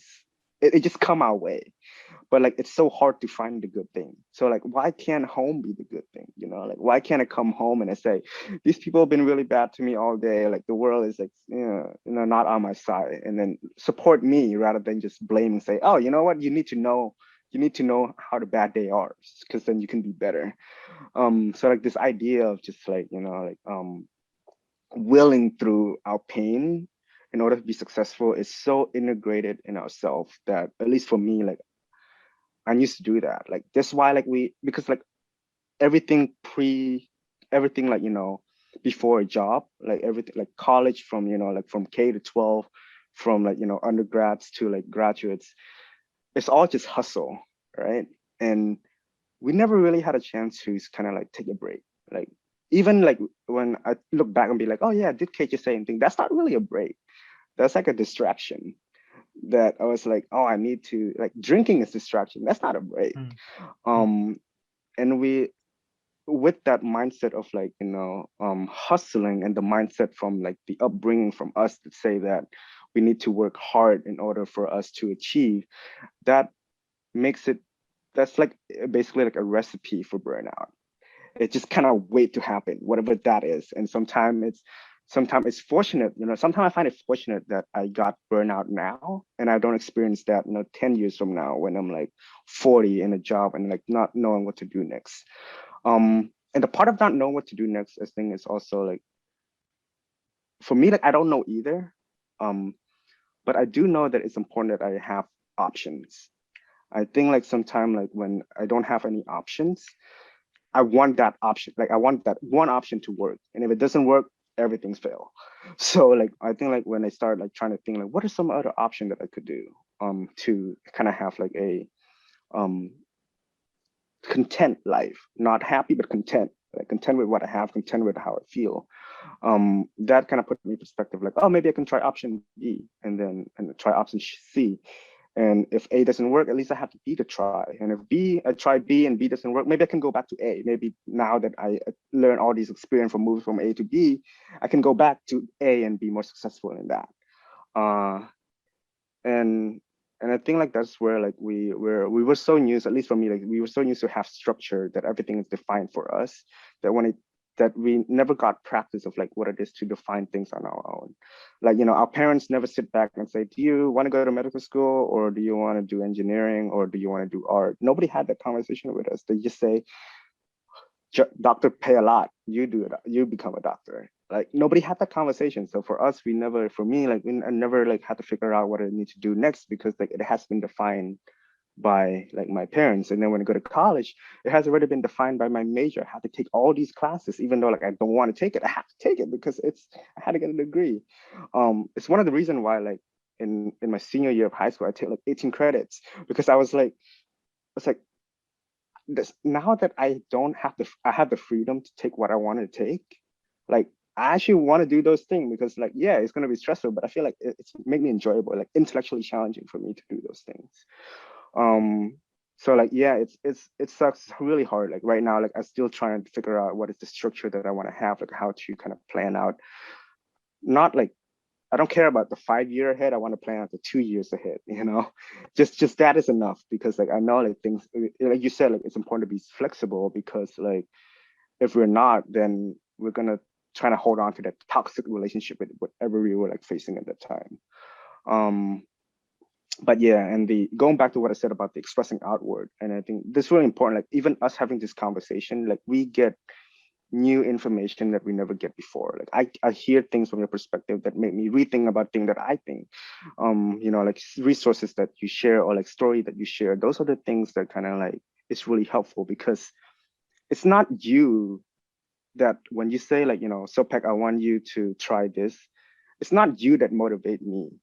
It's me synergize the information that you presented to me, and I make that own decision whether or not I want to be motivated. And sometimes it's hard. Sometimes I feel like sometimes like I tend to do this with Lonnie too, when it's like, oh, I did this before and it helped me, why don't you do it? And then I realized she's not ready to do those things, or like sometimes she doesn't want to do those things, or sometimes like there's so many aspects of things that is is unknown. And it's really like just having because kind of like I feel like putting ego in the back of a pocket and say, this person have the control, and entirely trust that person to do whatever they need to do to get things figured out. It's really empowering, because then like my purpose is no longer like trying to convince one or the other to do XYZ. My purpose is really just sharing. And if you find my story helpful, then you take what you can, and you shut away what you can't, and move on from there. And I only recently found out how important it is to have like a mentor who's entirely totally different like field, because like they see things in so many different like in such a different way that I may not see it before. That's why like I have like I try to have mentor, and sometimes building mentorship is hard too. Like, I get so awkward, man. Like I only got one so far. I was trying to see if I could build more, but it's just so hard when it's kind of like when I feel like I only ask and I can't give. It's just such a weird feeling. It might just be because our love language is giving too. But yeah, like that idea of like having a mentor in totally different space, it's gonna help with. Well, let me take a step back. Like having a mentor in the industry that you're in will help you, would help me move forward in my career. But in addition, having a mentor who from a different field of thing will help me figure out if this career is the right career or not. And having a mentor from other side of thing will help me figure out, is this like a good like life decision, or like, what is some way that I could approach life differently. I think this is why, like, it's expressing outward is so critical. And like I wish I knew that earlier. I wish I knew to kind of talk to Michael when I don't feel good, or like, talk to talk to Lonnie when I feel like things not working out, rather than like having that conversation, encore in my head, and just keep telling myself it's your fault, man. Yes, you have, nobody should share this blame but you. And yeah, that's toxic, man. Our inner critics is too toxic. Yeah, I think it'd be like you talked about mentors. I think it can be hard to like have something like a mentor to like kind of reach out to people, or just to ask for help in general, because I think, yeah, part of it is that we're so giving, but at least for me, there's a kind of there's a pride aspect to it, because it's like growing up, it was always that the lesson was, you gotta do these things yourself. You need to be individual, or you need to be independent. You need to make money yourself. You need to support people. And so I think for me, it was very hard. It's very hard for me to ask for help sometimes, even when I realize that I really need it, because I always think, oh, I need to do this by myself, or I can do this by myself. But then like there are times where I'm not even talking, I'll be struggling with something and I'm not even really talking about it, and then the doctor will say something, or my friend will say something, and it totally puts a new spin on that perspective that I was just worrying about, and it just like frees my mind.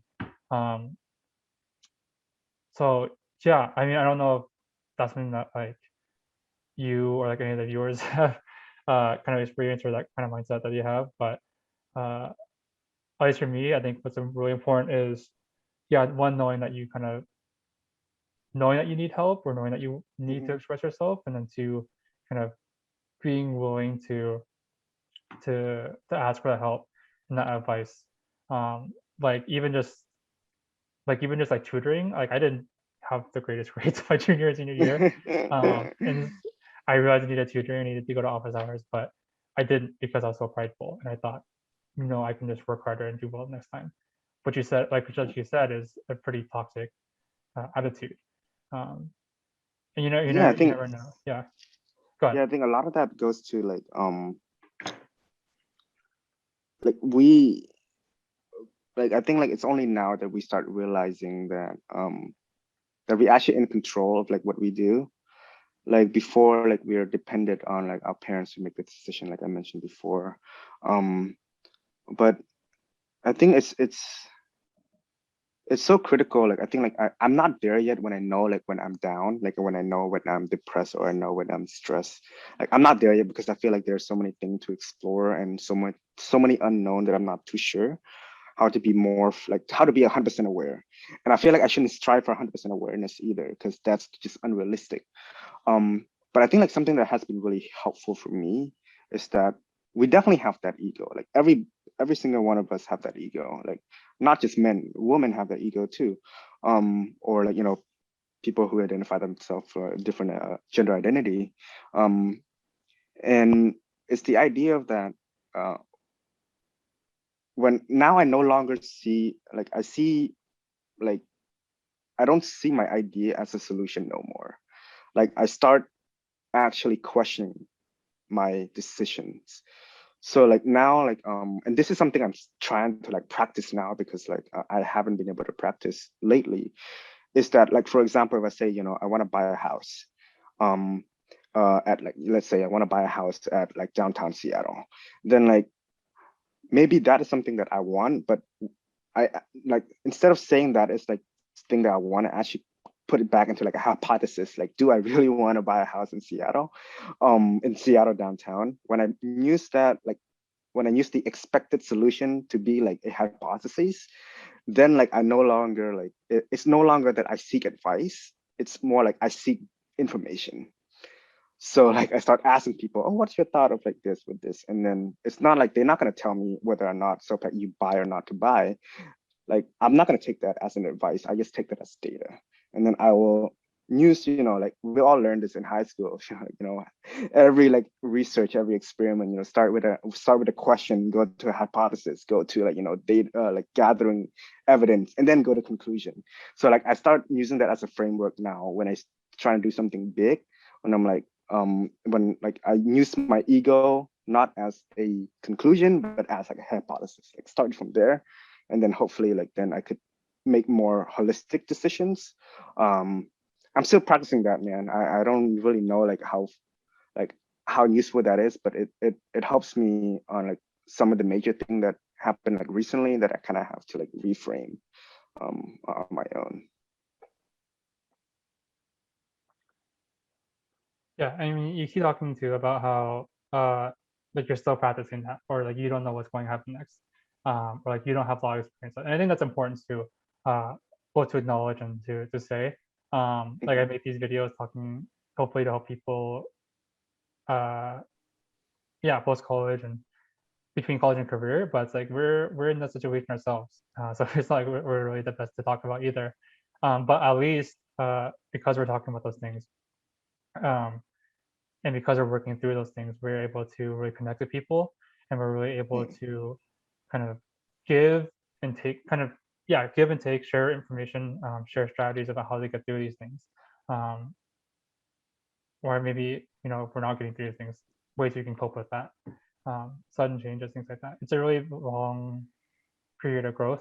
This is a really like big period of change for mhm. people, and whether you have a career starting off or not. And so uh, yeah, I think it's very important that we kind of have these conversations, and uh, yeah, Yeah, and then it goes back to like I think like it's okay to kind of not figuring it out, and I also realized that it's a privilege to say that it's okay to have not figured it out. It's because when I said that, like I perceived that I met that first level of like, of needs, which is like, I can pay for rent, I can pay for like grocery, I can pay for electricity. I'm not living from paycheck to paycheck. Like that is a privilege. Sometimes like a privilege to be able to say like some people may not have to be able to say the same thing because like they have to like do other thing in order to meet that means, and it's okay for them to do that. And those who are watching and kind of like feeling that they still like figuring out or like fulfilling that essential needs, know that it's gonna be a privilege for you like down the road, like maybe like a month from now you can like you're able to kind of say, oh, I have a privilege now to be able to say I'm okay, I don't have to get things figured out yet.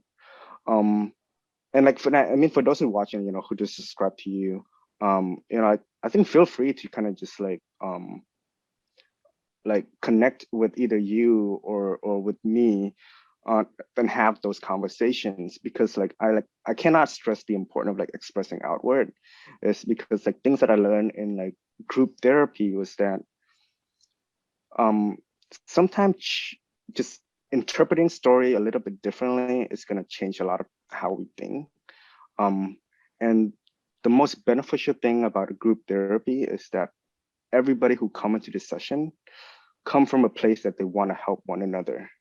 They come from a place that, they understand that, you're not having things figured out. They understand that, I need help. So like the only priority is to validate and support whoever's in that circle. So when I share a story, when you share a story, you hear you see this like effect that everybody around you kind of nodding. It's because they may not have the same story as you, but they have a little bit alternate, or like some change might be a little bit different. And sometimes just that validating is super helpful. Just know that it's because know that I wasn't alone. I thought I was alone, but actually no. People kind of have similar story that I do too. Like they may not look the same as me, but like they going through similar challenges.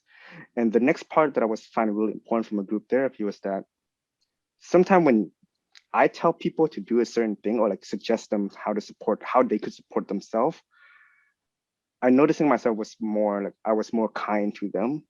And or like sometimes I was like, oh, actually I was doing just that last week. Like why didn't I tell myself to to practice self-care, or like, be kind of myself. And I think it's just a tendency that, at least for me, like it's so easy to help other that, but it's getting so hard to help myself, is because I'm so used to give to other. I'm so used to kind of put everybody like a number one and I'm number two. And yeah, I think just being able to share a story, and like knowing that, people in the circle have no judgment whatsoever, and all they really want to do is just to hear and, support and to validate the feelings that, things are valid, your stories are valid, the challenges that you have, it's not you, it's the environmental factor that goes into it. It really like creating this like weird of like system of support that we never know we needed. And it makes it even more powerful when it's kind of like sometimes it's stranger, because we don't have to worry about us saying things that could, offend them. So like, yeah, like, I mean, for those who are watching, like, feel free to kind of reach out to Michael, or to me. Like, you can find out my information from Michael. But yeah, I think it's critical to know that, like, if you experience any challenges, like, you're not out there on your own. There are people who probably experience the same thing as you do, and your story might actually help me or Michael move forward with some of the things that we have. Yeah, I think it's a big sign of changing times, because I think a lot of things people talk about, at least like when the older generation talks about us, I think a lot of things, the big thing they talk about is like, oh, how our generation is a lot more sensitive than they are. I think maybe, right? But I think that's also because we're a lot more aware of what mental health is. We're able to have platforms like this where we can talk to each other online, or we're able to go to therapy sessions where we can talk to random strangers about our things, right? There's a lot more research about it. I don't think it's necessarily that we're more sensitive as much as it is we're more aware of things that are going on in life. And I see a lot more, work in the medical field. It was a lot of younger kids coming in for things like depression and suicidation, but as time went on, it was a lot more adults, a lot more senior citizens coming in for those things. And it's like I think you could see it as us being sensitive, or us kind of giving us being sensitive, or us kind of asking for too much attention or whatever.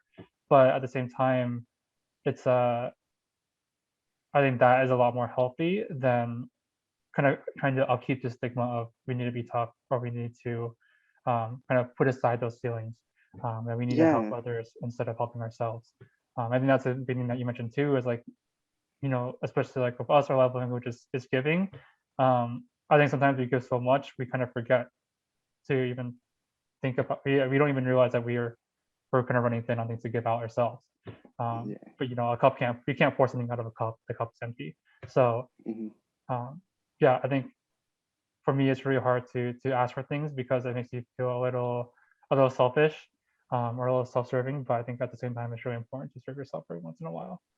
Yeah, and it's okay to be selfish, Michael. Like, I think it's like I wanted to have that clubhouse, or like I want to have a YouTube channel, not really for the audience or not for the monetary value either. It's for me to practice being selfish. What would it like for me to just ask people for their time and they come and talk, or like, ask them for 30 minutes and they chat on things that may not even add any value to their life? What is it like to practice that? What is like, and yeah, I think like that is just kind of practicing like putting ourselves before like others. And it's okay to be selfish. And if you feel like it's selfish, like reframe it that it's okay to have a good boundary. Like reframe in a way that I'm just setting my own boundary. And a part of that is letting people in my boundary, and sometimes a part of that is like pushing people away from that boundary. And maybe like just by saying that, we'll kind of like trick our mind into thinking that we're not selfish. We just have setting our own boundary and border for our own bubble. Another thing I kind of want to touch on that you said was just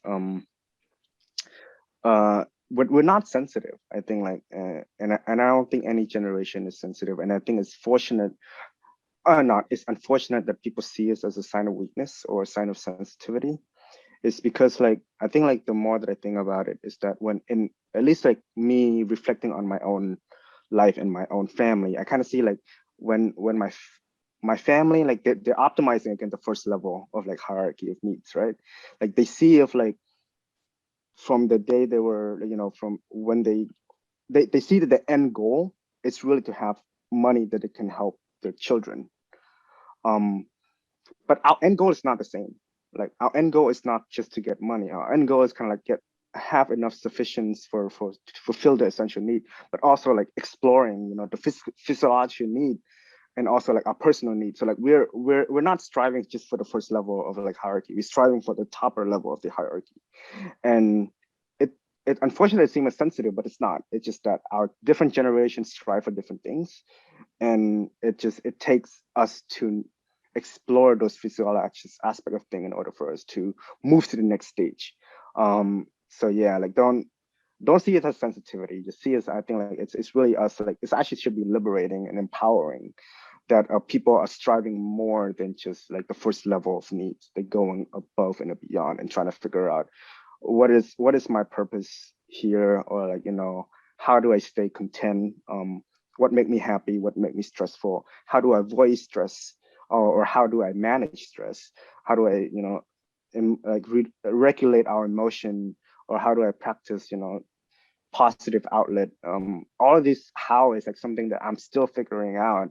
But it's important, and it's a stepping stone that, you know, that we are thinking about it now. Then while we're in our 20s, then like later on when we finish fulfilling that essential of needs, then when we start trying to fulfill the next level, we're like halfway toward our life.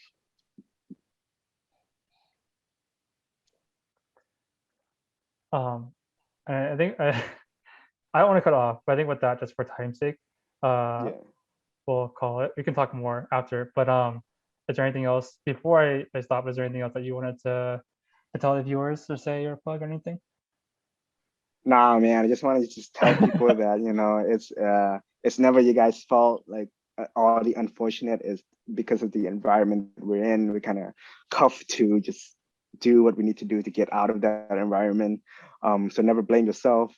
I shouldn't say never either. Try less to blame yourself. And second thing is just expressing outward.